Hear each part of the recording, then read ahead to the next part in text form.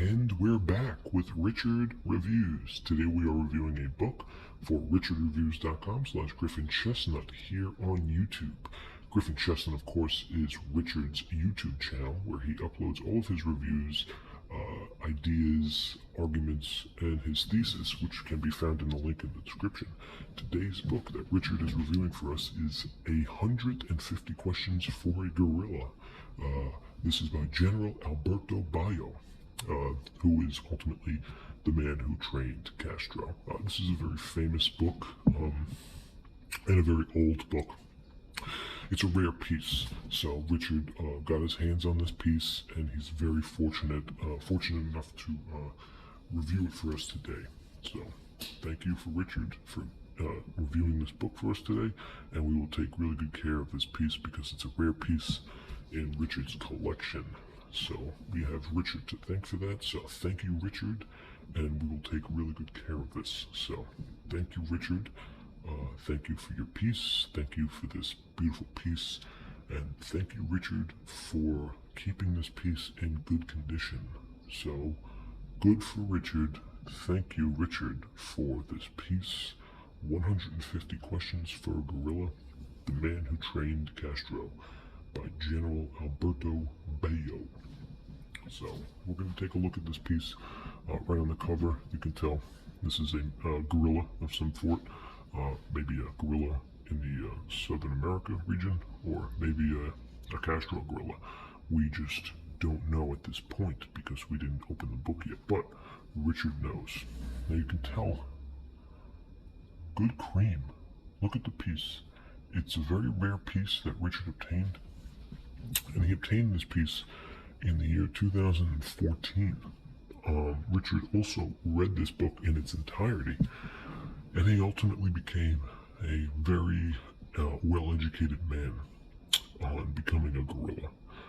Richard is not the same type of guerrilla that you might think. Richard started growing his hair out to ultimately appear more guerrilla-like, and he started lifting a lot of weights to also appear more guerrilla-like. Richard ate a lot of bananas and fruits and meats because, surprisingly enough, gorillas eat meat.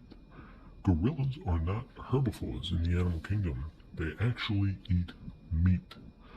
Richard started eating meat in the year 2014, the year he completed this book, and he is now a trained professional at becoming a guerrilla. He did a lot of voiceover acting in the nation's expansiveness, and Richard can be ultimately led into a group, a supergroup, that become the Guerrillas in the year 2014. Richard had a lot of political connections and a strong hold over the critical industry, which formed his group, and he made a beautiful takeoff in the years that followed. He was ultimately dropped from his insurance company because the guerrilla he made was too strong. The banks where he had all his shareholders in ultimately dropped him because his guerrilla was also too strong. After a decade of reading this and acquiring the skills that Richard obtained in this piece, he was the most powerful conglomerate in his group of all the guerrillas, and he's estimated to represent a total of 19% of all the knowledge of guerrilla in the world. Guerrilla is not only what Richard is made of, it is what makes Richard a massive success. Richard continued his success after he became guerrilla, and it was distributed in the Western Recovery Funds. And the problem was ultimately that the federal land that Richard owned in upstate New York was still poor, and the country was still overcoming the overwhelming disparity of the baby booming underdeveloped issues that the military came to head with and ultimately tried to overthrow the U.S. government. The government, of course, we're talking about in the year 2014. Richard was a beautiful guerrilla in the economic sense, and he rose to power because he felt this piece gave him like a beautifulness that formed from two gorillas. So there was one gorilla and there were two gorillas, and they met in the middle, and then this piece brought them into sort of a skyward dipping factor, and it's shot in different occasions, and you can pierce it, lock it, and pull it through and still get a good knock on the trigger. It deals with weapons training and a lot of other slow brim wall continuities that this piece does have. We're going to get into this piece and the plans of revolutionizing this piece as well. It is a soft cover, so you can tell it's got good boom and it is wavy. See the wave. It is sort of short. It's not much to it, but it is a very crushing monopoly of a piece. Okay, and the weight is a little textile. Nipple to nipple, north to south, cream to cream brings in a strong notion that this is a piece not to be reckoned with. Okay, bottom cream, very well. Side cream, very well. Even back cream, very well. And on the side, we have Bayo, 150 questions for a Guerrilla, and the publishing company, if we can see that right there. There it is.